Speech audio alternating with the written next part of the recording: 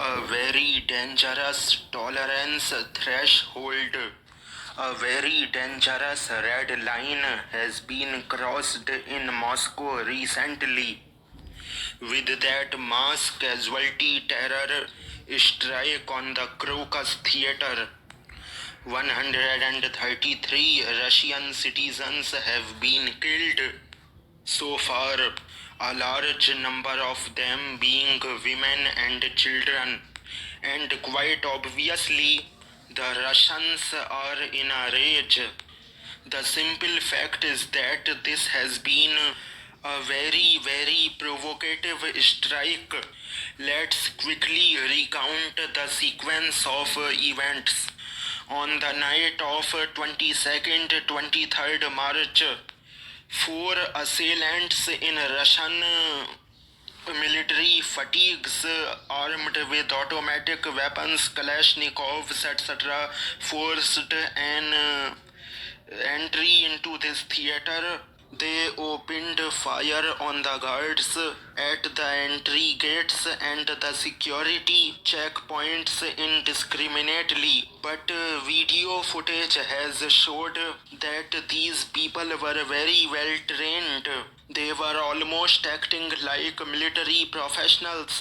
They were not shooting indiscriminately, not firing with shouts and cries of Allahu Akbar. They were carrying out controlled short bursts of automatic fire and single shots, which showed a very great degree of control and training. They entered that theater, which got a capacity of 6,870 people, and it was almost about 6,000 plus people in that hall because of a concert. And that is where they opened fire onto the civilians, shooting pinpointedly, point blank range, killing women, children, the civilians indiscriminately. Then they started sowing petrol filled canisters to put the entire theater on fire. The plan to inflict mass casualties seems to have been based on a combination of small arms fire and setting up major fire in the theater. In fact, the fire was so intense that almost over 50 fire tenders were rushed in by the Russians, and also they had to use helicopters to throw water to douse the fire. And the entire roof of this theater has collapsed. After this horrendous act, these four assailants sort of went out the way they had come, and they had come via a white Citroën car of French origin. That was the entry vehicle they had used to come to the theater. And then all four of them went back to the same car as per the video footage, and they tried to escape from there. In fact, they went about 350 kilometers from there towards the Ukrainian border. And when they were just about 100 kilometers short of the Ukrainian border, they were intercepted by the Russian Spetsnaz special forces. All four have been captured alive, along with a total of 11 other suspects who have been captured in the aftermath of this mass casualty terror strike. The Russian FSB has stated clearly that these people were trying to escape to Ukraine. That window of opportunity had been created for them, an open window to accept their escape into Ukraine, that they have recovered from the car, Tajikistan passports. And one of the assailants who was captured alive made a statement recorded on Russian television to the effect that he had on 4th March been recruited in Turkey on Telegram channel and offered about $500,000 for this mass casualty strike for killing people. He said that he killed people for the money that he was offered. Now, there are some curious facts which are complicating this narrative. Even as this attack had started, the American National Security spokesman John Kirby went to television channels to give a clean chit to Ukraine. In fact, he emphatically stated that they had nothing to do with it. Let me disabuse your minds. I mean, the attack had not even gotten over. It was still on when this very emphatic statement was made from Washington. What adds further sort of a twist to this very sordid tale is the fact that on the 7th of March, the American and the UK embassies in Moscow had issued an advisory to their citizens to avoid all crowded places, avoid all concerts because there was likelihood of a terror attack. They say that they shared this information with the FSB of the imminence of this kind of an attack. The Russians, of course, took it as a provocation, and though the FSB mentioned that they did foil or preempt a sort of Islamic Khorasan attack on a Jewish synagogue, but they did not sort of buy this theory of the Islamic State attack, a mass casualty terror attack in Moscow's imminence. So when this attack came, there was by the morning, firstly, a lot of delay, phase of initial confusion. Some television channels, telegram channels in Moscow are stating that the rescuers took almost about 1.5 hours to reach the theater because of the weekend traffic jams. Some people are also suggesting that this could have also been complicated by cyber attacks onto the traffic signal.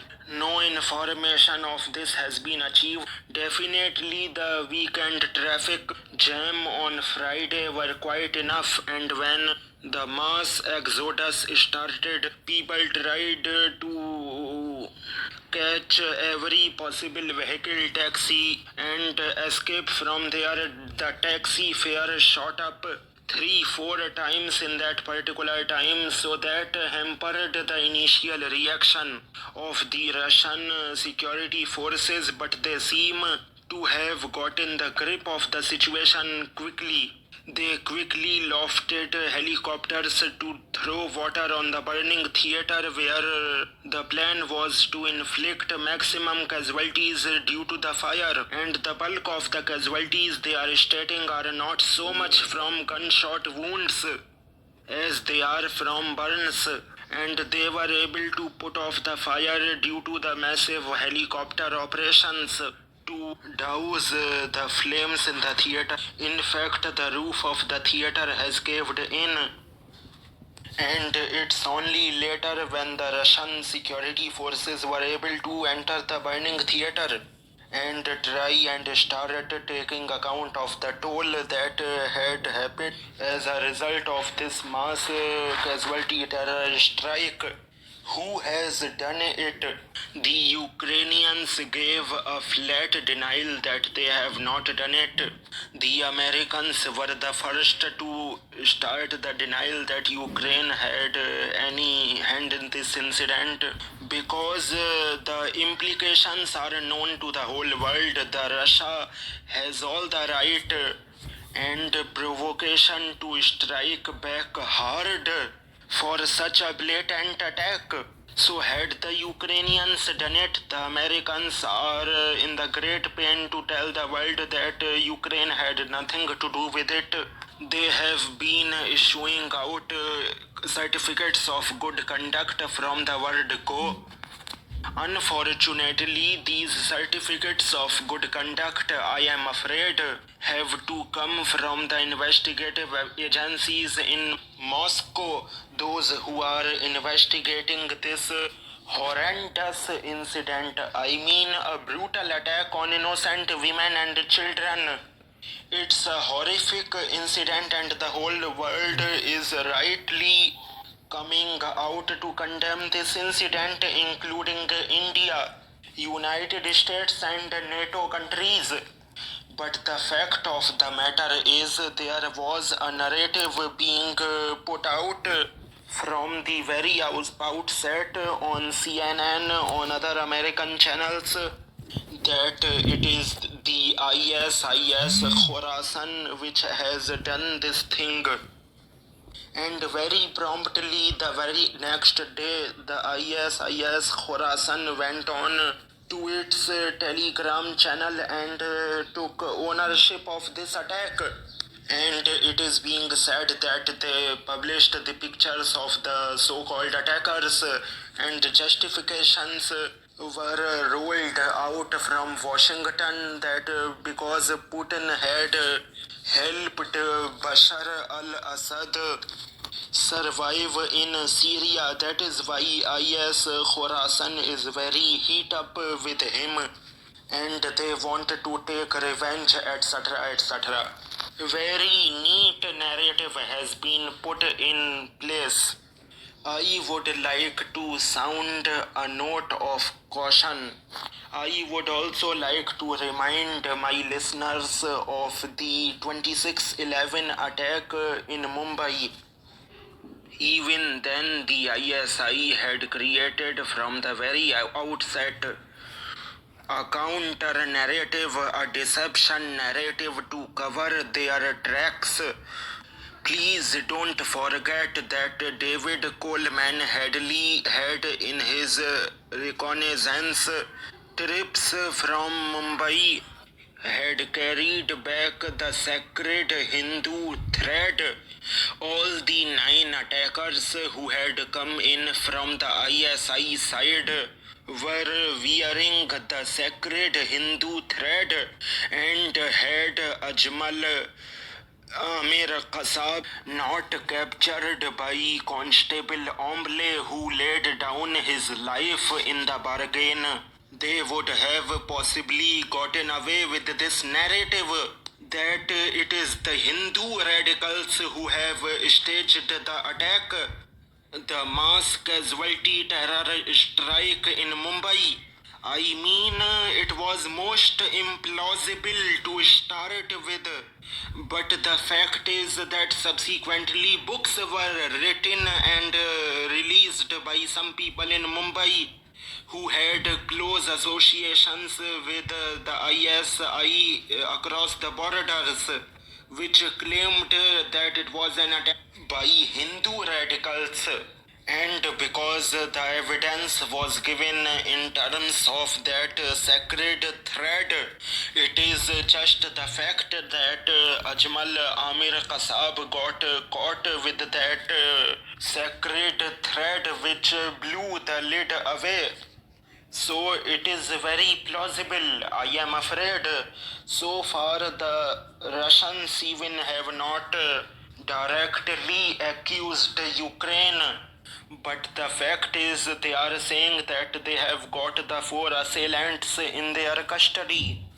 They are being taken over the coals, and in such a situation, when the intelligence agencies employ extreme measures, such people not only talk, they sing, they begin to sing like canaries. So I am sure that these 4 people are singing. They must be cutouts, but the whole story will spill out. It cannot be held under the closet and under the warps very much longer.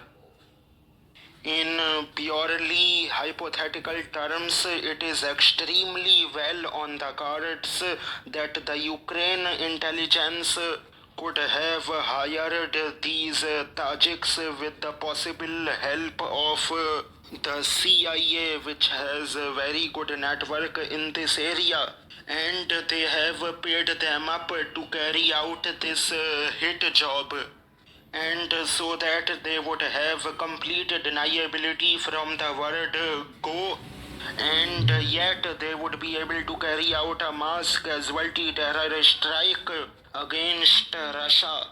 Now, if the Ukrainians have done it, and we will know very shortly, the fact is they are now stooping to outright terrorism to try and make up for the war they have lost on the ground militarily. Very clearly, we see a whole lot of panic in the West.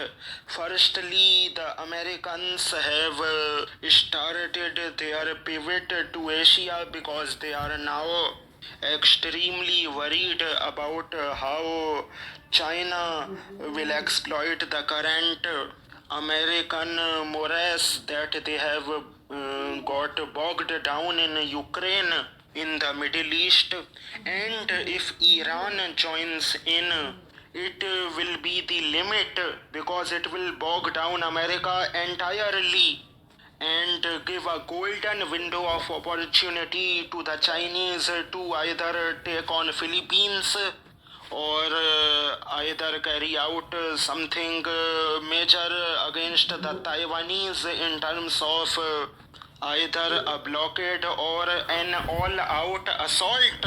And that means World War III is upon us already. We find a bit of panic in the Western capitals. It looks like the United States has told the European nations, especially Germany, Poland, France, etc., to now do the heavy lifting. As they pivot towards Asia, their Senate funds are still blocked. Now, the president of France and even some leaders in Poland are now threatening to put boots on the ground. How far this bluff and bluster is to prevent the Russian offensive now towards Kyiv, Kharkiv, or even Odessa. It looks like a lot of bluff and bluster because it was mentioned that this option cannot not be ruled out, and then of course Germany denied any such intentions. Even the Poles are worried because if this highfalutin provocative talk goes beyond a certain limit, it could lead to very erroneous signals being sent. There could be misconception of a very dangerous order, and that can lead to escalation, vertical escalation in terms of tactical nuclear escalation if boots are put on the ground, and horizontal escalation, of course, because a number of other countries now are wanting to step in. Why Russia is being provoked to this extent? The French channels are saying that they could put boots on the ground in western and central Ukraine. One of the theories being suggested is that the Russians may want to advance to the line of the Dnieper River to see that ATAGMs, long-range HIMARS, tactical ballistic missiles, cruise missiles, that could directly strike Russia from Ukrainian soil are kept out of range by going up to the line of the Dnieper River. So one school of thought is that the French could send in a contingent of about 2,000 troops. Some are mentioning 6,000 troops to sort of get onto the Dnieper line, or to get even behind in the western and central Ukraine to relieve Ukrainian troops, Ukrainian police elements, etc., to go forward to the eastern meat grinder. Quite noteworthy is that no European nation wants to mess around with Russia in the eastern meat grinder coming to the arms way directly, but they will push more and more Ukrainian forces there and yet try and create a tripwire which seems to not be crossed by Russians because it could meet a very dangerous level of escalation.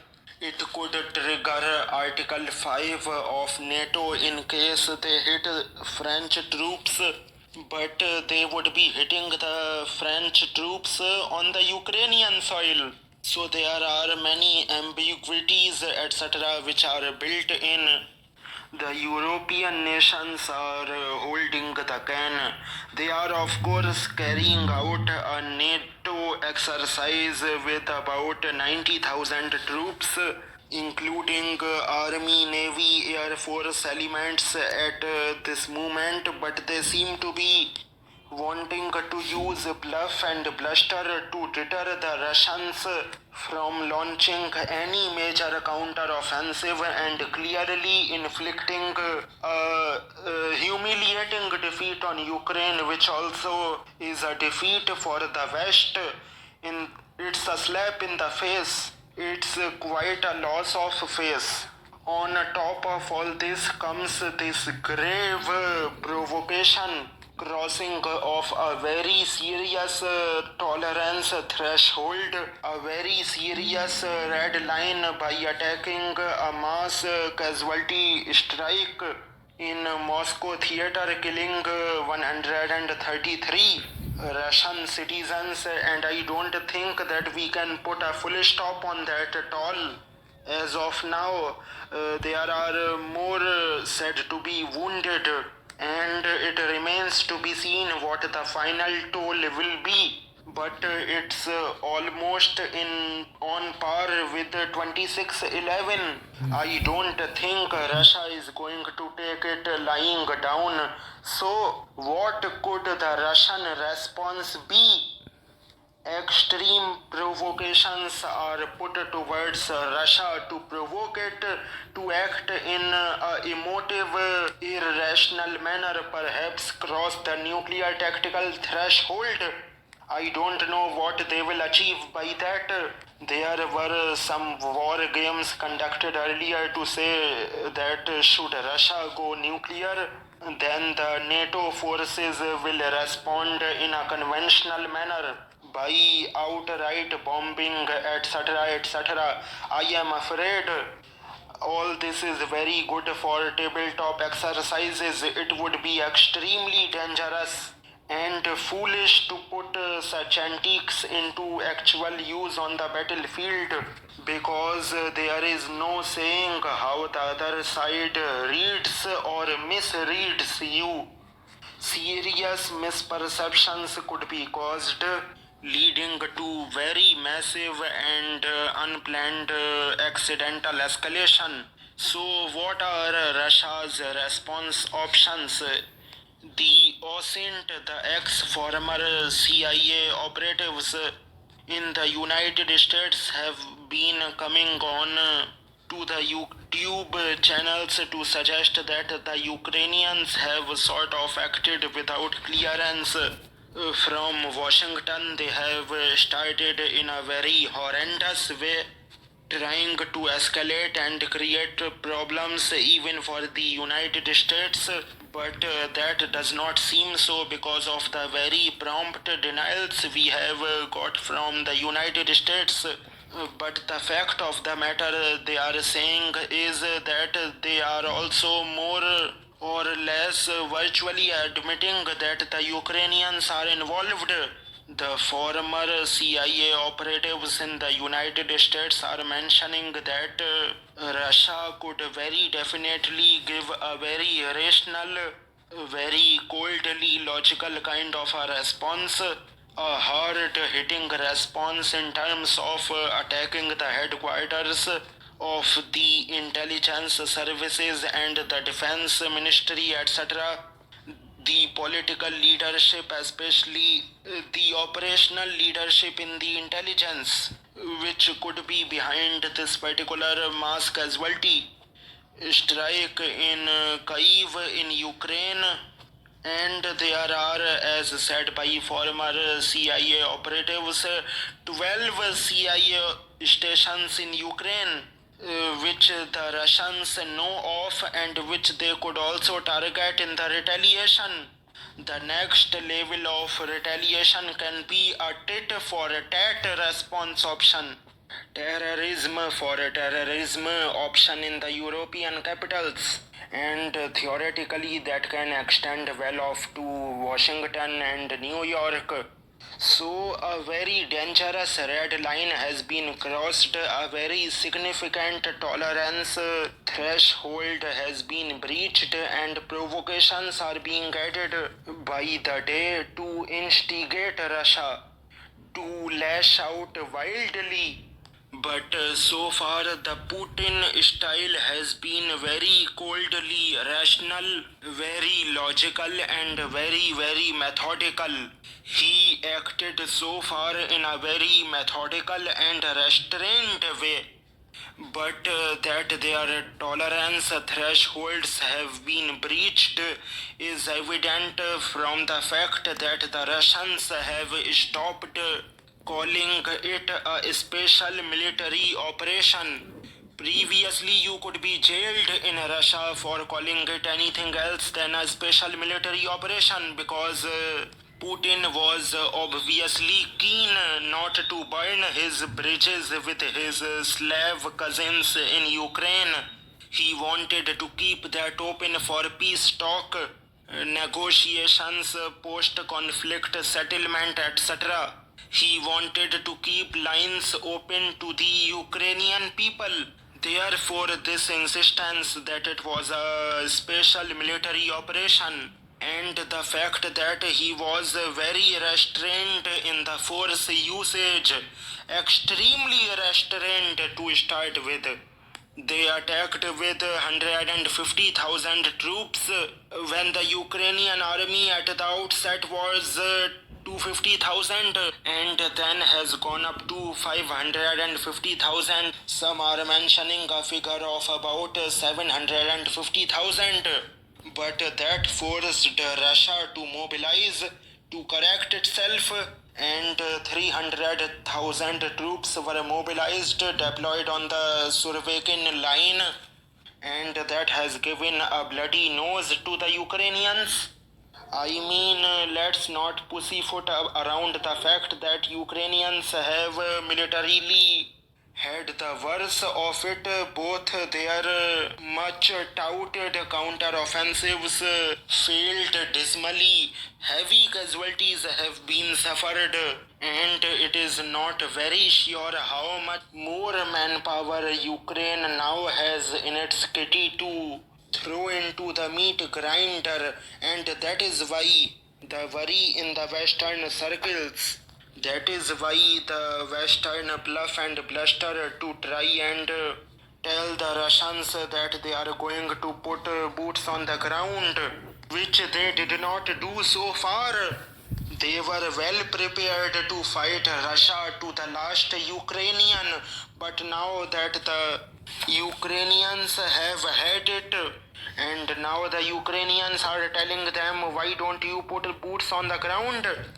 I am sure these complaints cannot be openly expressed, but these are being expressed in the behind the backwater channels that you have let us out, hung us out to dry. And to retain credibility, the Western nations, NATO nations, have to at least threaten to put boots on the ground. That is what they have done, and that is where the real worry lies. If this bluff and bluster signaling goes out of hand, is misperceived, it could lead to extremely serious accidental escalation, both in terms of vertical, and by which I mean extension of weapon usage in terms of going up, crossing the tactical nuclear threshold to begin with, and once that is crossed, God only knows where that could end. That's number one. The other is if it is confined to the conventional level, quite obviously there will be horizontal escalation into Poland and other neighboring countries. Belarus could get involved, Moldova could get involved, the corridor towards Baltic Sea could get involved, activated. There will be widespread horizontal escalation in case it is kept below the nuclear threshold. And that quite obviously means that any time this escalation process can absolutely spiral out of control. The world has a lot to worry about. Thank you.